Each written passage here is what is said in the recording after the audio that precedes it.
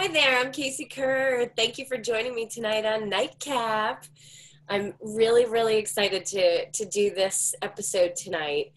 I would love to introduce you to my guest, Rose Tenaglia Dunn. And Rose is a very dear friend of mine. She was a student of mine, and we're on this journey together. Rose, right? So let me tell you a little bit about Rose and her background. She founded LyceumLIVE. It's been 2 years now, in February of 2015, with the mission to create conscious community in collaboration with messengers of hope and healing to restore our collective soul. LyceumLIVE has reached hundreds of souls looking to connect with their tribe through workshops, and more recently now, a brand new scope that Rose is taking this into by creating a messenger database where messengers can share their purpose and have a much bigger opportunity to amplify their voices exponentially. So the voices of people like me and like you and like others of us out there who are here to lead the way to a new change, a new social paradigm. So I'll let Rose tell us a little bit about that before we wrap up tonight. And what we're going to be talking about tonight is something that is very near and dear to both of our hearts. It is about the call. So I'm calling this show tonight, Am I Being Called or Am I Being Crazy? Because every single one of us who has had this experience and who has asked ourselves, what is the bigger purpose for me being here? Why am I here? What am I supposed to do?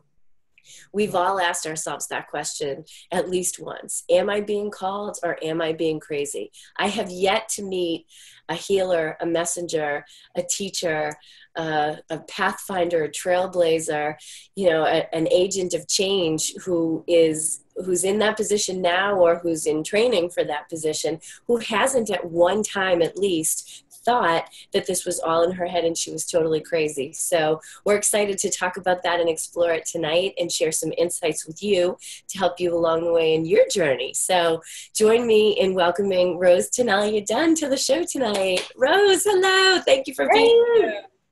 Hey, Case. Thanks so much for having me. This is exciting. I'm great. It's always good to talk to you. And this is a great subject, I think. I'm constantly, more than once, constantly asking myself, am I crazy or what am I doing? In fact, I say to my partner quite frequently, when I get to the point where I'm standing on the street corner with the sandwich sign saying the world is ending, will you just rein me in? Because I don't know where it's going.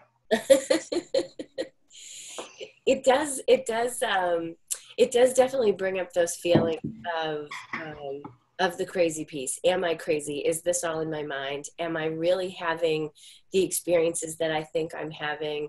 Am I really being called to something bigger than what I'm living with now? Let's talk a little bit about what do you consider being called to be? What does that mean to you, Rose? I think I was called for a long time. My background, I don't want to get into it too deep, but I was living on the West Coast for a number of years in a marriage for 26 years that I extricated myself from. But I was living a very linear existence, and have always been a very heart-centered person, but was told that wasn't the way life should be. And I had this calling. It felt like a calling that my purpose was to create community. Mm-hmm. And after I left my marriage, the calling got louder and louder and louder. And so I moved back to the East Coast from, where I came from. Mm-hmm. And then started on this journey of trying to create community. And it's taken it's gone in different directions. Mm-hmm. But it's still, it's almost as if I take a step and the universe says, okay, when you get comfortable with that, then I'll give you the next step. Yeah. And and I've gotten really clear about listening, about having to listen. And now I'm to the point where I'm really asking on a daily basis, if not a couple times a day, okay, what's next? What am I doing next? Mm-hmm. Because it feels like it's coming through me. It's not mine. It's it's bigger than me, and I'm just being guided. Yeah. How did you recognize, like, one of the things that I promised that we would explore tonight is how people can recognize how you're being called. How do you know you're being called? So what were some of the ways that you knew that you were being called?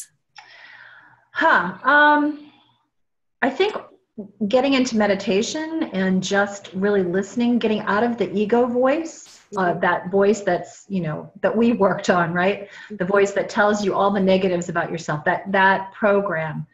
And when you can quiet that voice, there's another voice in there. There's another voice that we really are not taught to listen to. And when you can clear away the prattle, you can hear this other voice that's a guide. And so I would have to say, for me, it was when I got to that quiet place, I could hear this other voice kind of prodding me on, telling me, giving me ideas, I guess is kind of, it felt like insights, like I refer to them now as downloads. It's like you have this knowing, it's a voice, and what it says is so true to you. It's true in your core, and you're like, okay, well, maybe I'll try that. And then when you try that, I don't know, all these synchronicities come in. It's kind of magical, and that keeps you going, or keeps me going. Can you remember, before you got quiet, before you learned how to really tap in and tune into that inner voice, that deeper voice, what were the kinds of rumblings that you heard, or the stirrings, or what were the things that came before that let you know that this linear existence that you were living was no longer cutting it for you, if it ever had? What were some of the kind of the things that preceded you getting very quiet and listening, that made you figure out, I got to get quiet and listen? Well, I had kind of an awakening moment, or it was, I had, when my father died back in 2010, it was a pivotal point in my life. It was like, I woke up and I realized that I had been living to everybody else's expectation. Yeah. And I wanted to start living and I didn't have to do that anymore, because there wasn't anybody else's expectation to meet. And then it was like, wow. And I realized that I had put myself into that linear existence because of the well-meaning shoulds and, the well-meaning voices in my life that were trying to protect me and telling me I shouldn't be so emotional. I shouldn't care so much. I shouldn't wear my heart on my sleeve. All those messages from the time I was like 3, through corporate America, the whole thing. So I had an awakening moment of, this isn't working. I knew that things really weren't working, but I didn't know why. And then when my dad passed, it was kind of like, okay, there's something bigger here. And, I had to explore. I had to, start doing life coaching and reading all the self-help books and all that kind of stuff to see why wasn't it working, and how to change that. Did you find too that the this isn't working piece of it, was it showing up in more than one area of your life? Well, I lived a pretty privileged existence, so I would say no. I just wasn't happy. There was something missing, and I didn't know what it was. I mean, I have 2 great kids. My ex was very successful, still is very successful, and now his new wife gets to reap that benefit. But, we had multiple homes. We had, the kids were smart and they were athletic. And I mean, everything looked on the outside. It really was the American dream. But inside there was something, it wasn't right for me. Something was wrong. And I was on antidepressants for 20 years. I mean, I think just to numb myself out to that. Yeah. That I was living, I wasn't living me. Yeah. And Yeah. And so now, I mean, being extricated from the marriage and moving across the United States, I mean, I made a lot of big changes, and still had to, it has not been an easy journey, really having to get really, really quiet. Um, but it's magical now because I'm listening, and I had shut that voice down for so long. Yeah. And Well, I think, it's, to me, and I know we've had this conversation, I'm very passionate about the fact that we need to let our children know this from a young age, that they are actually being guided and to follow your own drummer, or be your own drummer and follow your own beat and find what impassions you, yeah. because you're here to serve a purpose.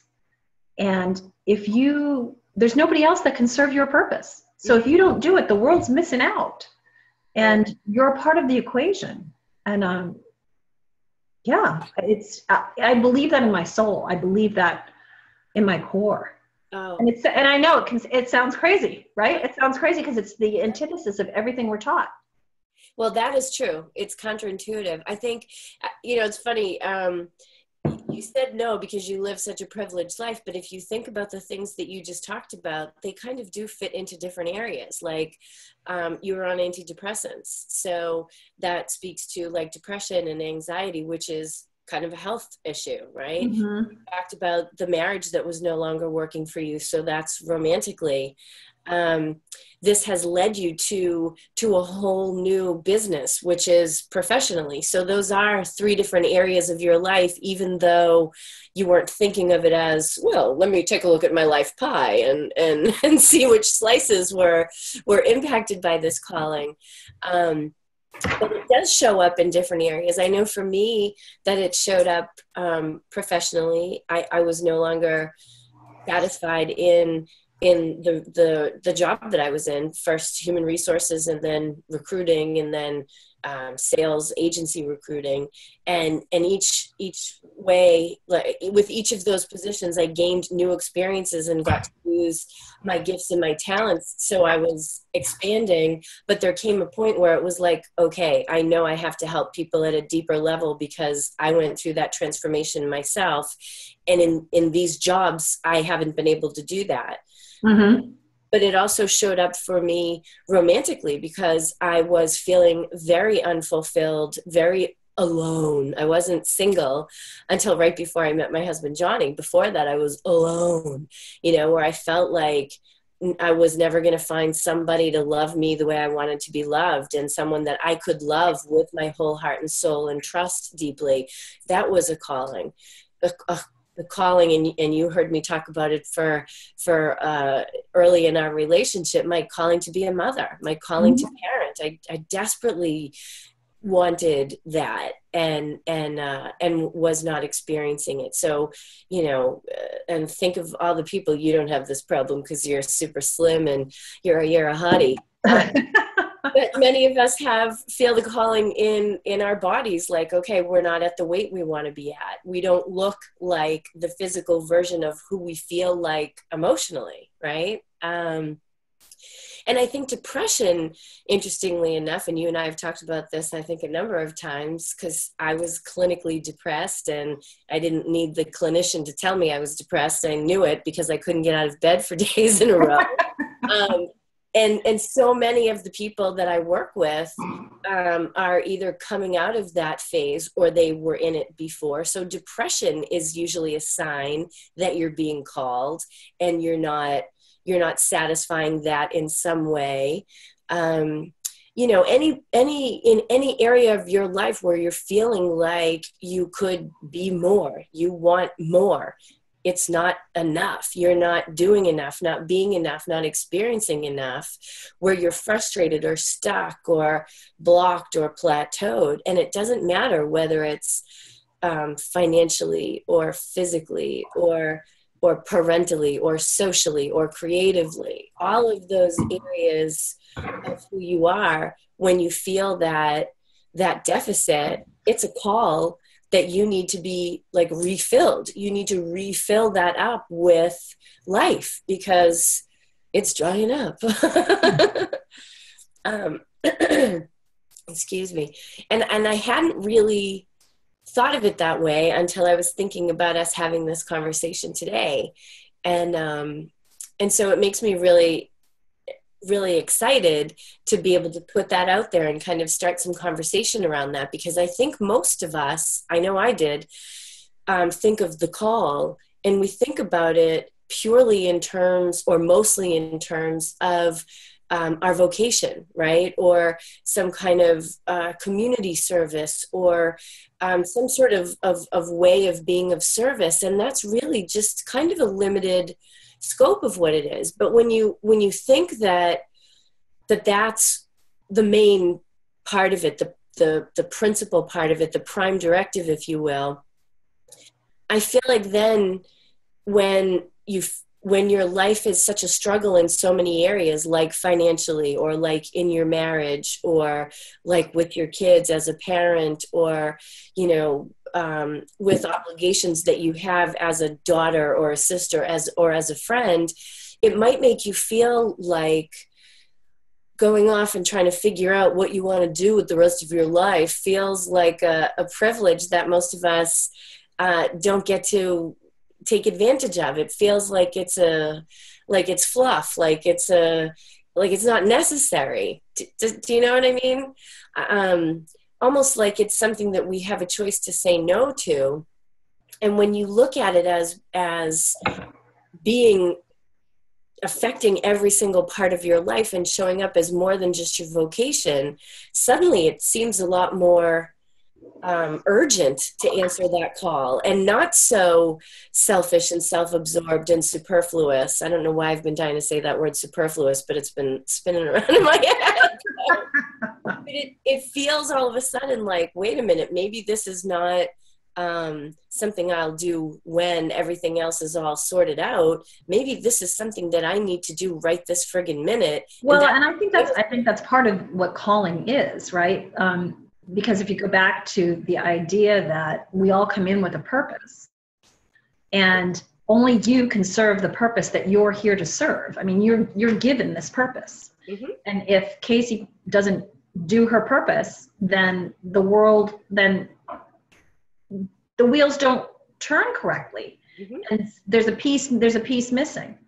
And so I think ignoring it, like I did for a long time, and taking the antidepressants to numb myself, mm-hmm. The message just kept getting louder and louder and louder and louder until I couldn't say no. Yeah. Until I was really pulled or pushed out of the nest, and it was like things are going to change now. I mean, losing my father was a very difficult, grief-filled time of my life, but I look back at that and see the gift that he gave me, and passing while there was still time for me to answer the call. Yeah. Because had he lived for another 10 or 20 years, I don't know. Would I have been so deeply entrenched? I certainly would not have left my husband if my father had stayed alive. I would not have, because it would have disappointed him too much, and I was hell-bent on being the good daughter. Yeah. So yeah, I think there is an urgency that's attached to it, and the universe is telling you, knocking louder and louder.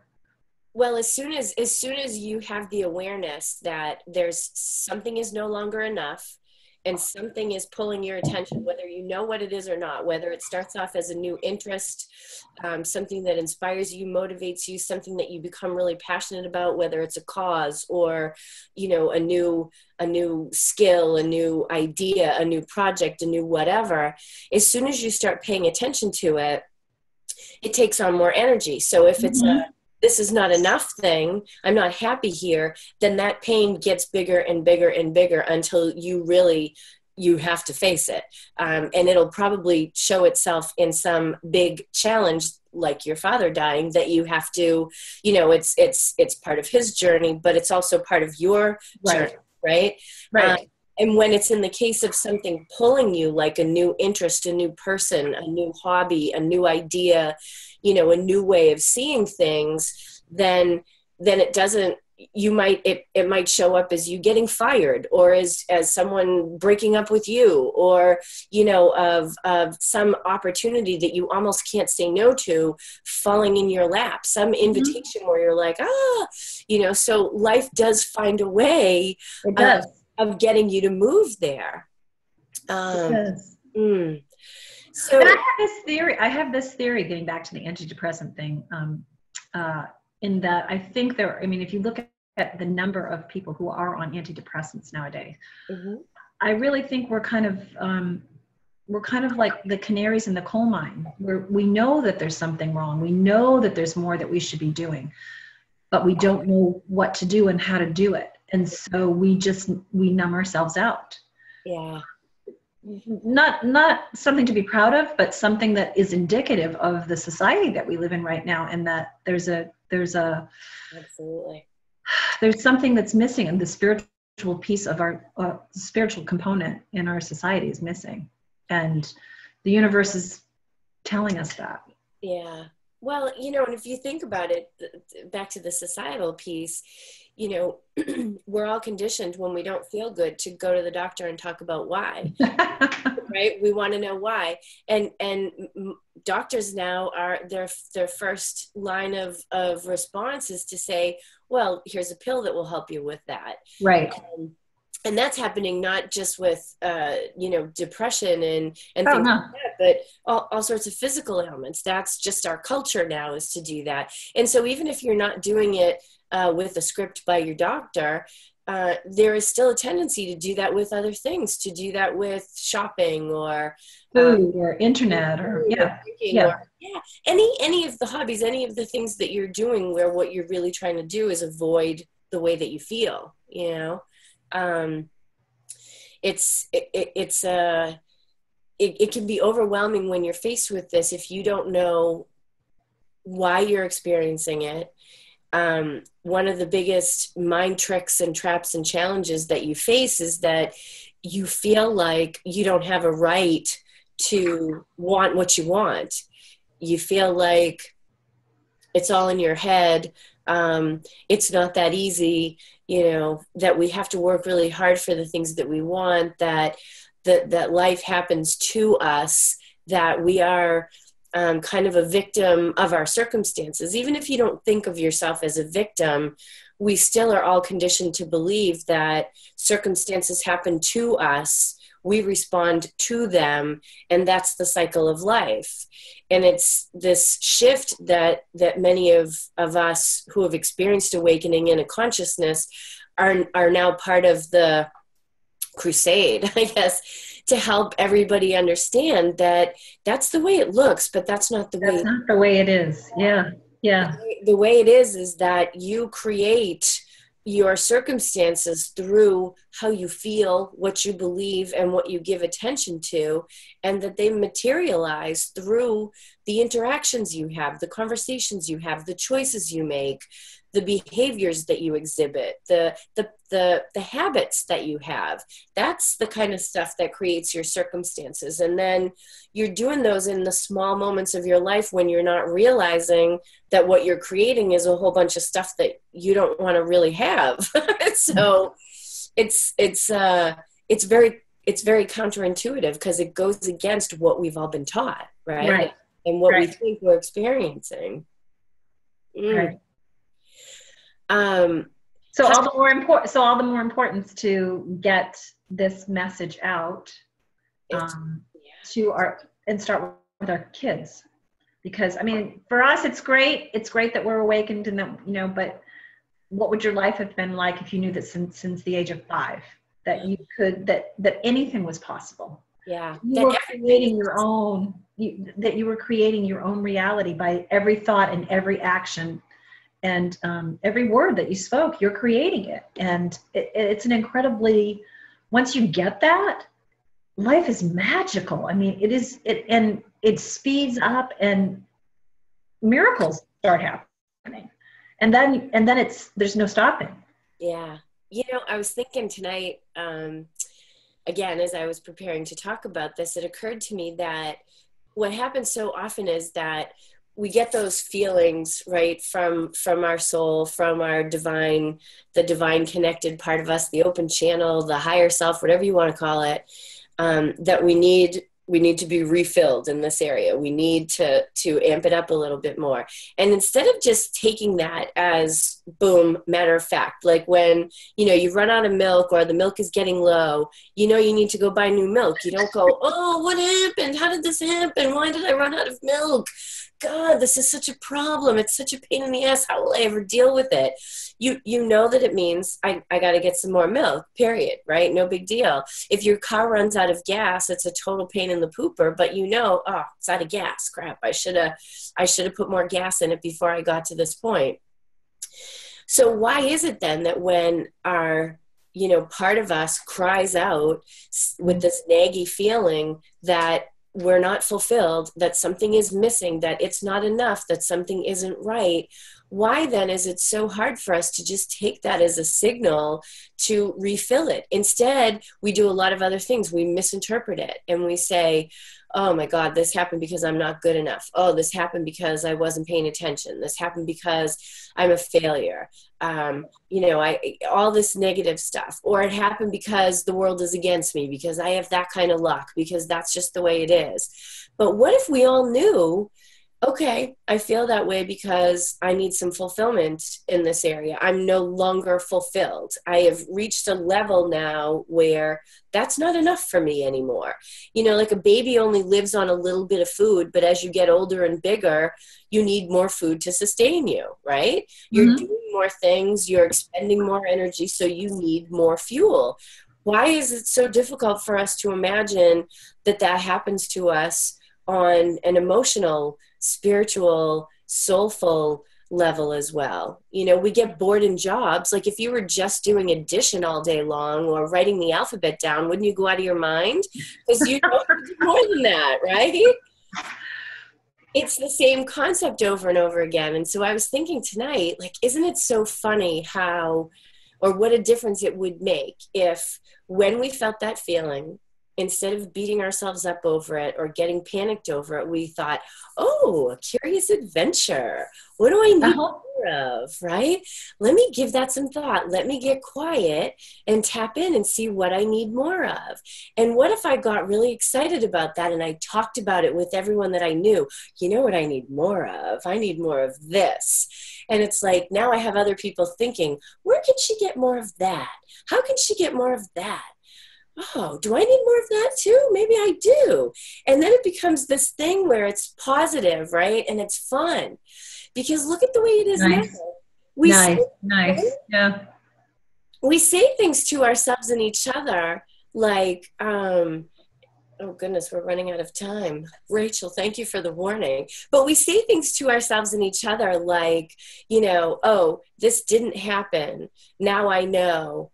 I shouldn't want so much. I shouldn't try so hard. I shouldn't expect so much. Instead of just saying, okay, that didn't work out. What's the lesson here? How can I change that and fix it next time? What do I need to do to get better at it and to feel better about it? And how can I get more of this? How can I fill more of this up? Instead of making the judgments that come after it. And so I'm going to just put that out there as a thought to everyone to just take that playful thought with you into your day tomorrow and into, you know, the rest of the week, and ask yourself like, okay, what a curious adventure this could be. What do I need more of? And catch yourself when you interpret what those feelings are, right? Right. And I believe that that is how you can use your calling as a way to guide you to feeling more fulfilled and to creating what you want in your life. And that also will help you to stop asking yourself, am I crazy? Am I crazy? So Rachel is sending me a message here that I have to share. Size matters even in fulfillment. So, nice, Rachel. Nice. So that means, Rachel is so sassy. So that means don't settle for less. Like, you can have it all. So why not go for all of it? Right. It's settling, right? That we start to feel bad again, and kind of it gets watered down, and then you're compromising, and that's going to leave you again feeling like, I still need to refill this area. It's not going to fill it, right? If you want chocolate milk and instead you have a glass of water, you are going to need that chocolate milk, right? Like, you might have a couple of sips of regular milk, but it's not going to cut it. So why waste the time? Just go for it. Rose, can you tell us a little bit before we go, before Rachel cuts us off with the hook, a little bit about what kind of messengers you're looking for, and what they could, what being part of your database would do for them, how that would help them to reach their tribes? Well, so it's messengers of hope and healing. So it can be anything from healthy mind, healthy body, healthy spirit, healthy economics, healthy world. And it's people that are moving towards the new paradigm. I mean, we see the old paradigm crumbling. We know what's not working. There's a lot of messengers out there that are working in this realm, whether they're spiritual, whether they're talking about ecotourism, ways to recycle. That young man who developed something on how to clean the ocean, and he was 17 years old. I mean, there are people that have come in with a purpose. My goal with creating the database is to help their messages amplify by working in a collaborative environment, instead of everybody out there saying, hey, I've got an idea, hey, I've got an idea, hey, I've got an idea, bringing everyone together and saying, here's some place that you can come to see new ideas. And there's a space for collaboration, a space for masterminds, a place for people to really meet and check out new ideas. And how can they find you and learn more about this? They can find me at LyceumLIVE, www.lyceumlive.com, or send me an email at rose@lyceumlive.com, and just send a query and I'll answer right away. Awesome. So if you are a messenger, a healer, a teacher, a spiritual person, if this resonated with you, if you're a kindred spirit who wants to learn more, then reach out to Rose at LyceumLIVE.com.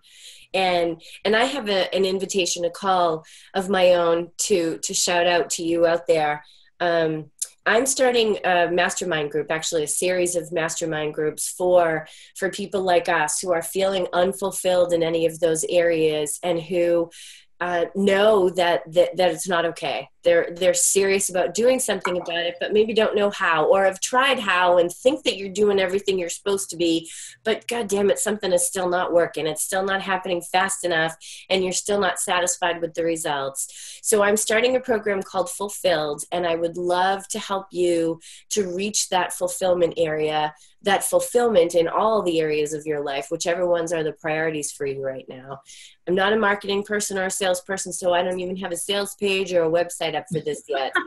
If you're interested, then reach out to me the new old-fashioned way of email at casey@findyourroar.com, and I'll tell you what you need to know about it, and if it's a fit, great, and if it's not, share it with your friends, because there are messengers and healers and teachers and pathfinders and trailblazers and storytellers out there whose audience is waiting. Like Rose said, look at the state that our world is in right now, and the fact that a lot of us don't feel good is because there are a lot of people out there who are not living their purpose, and we're all feeling it. So it takes the individuals to do this so that the collective benefits. So so that's the plan. I'm getting distracted here by reading notes from Rachel, who's probably throwing the hook at me. Get off. So thank you so much for joining us here tonight, and for joining us after the fact. And please share this with anyone that you know who will benefit from the kind of conversations that we're having and the kind of support that we're offering. Rose has an amazing platform at Lyceum Live, and it's getting bigger with her messengers of hope and healing. And I'm doing the same thing in my own way over here at Find Your Roar. So we're whoever it is that you need to support you is out there. Find someone that you love to listen to, and with whom you agree what they're saying, you feel like they get it, and let them help you. And if it's me, I am honored. If it's Rose, she is honored and delighted as I am. And if it's somebody else, great, because you've got a job to do out there, and it's living the best life that you can, and just inspiring people along the way. So thanks so much for joining us. And Rose, thank you for being here with me tonight. Thanks again, Casey. It's been great. Oh, so good. All right. Thank you so much, everybody. Peace, love, and joy. Casey Kerr out. Mwah. Roar! Bye.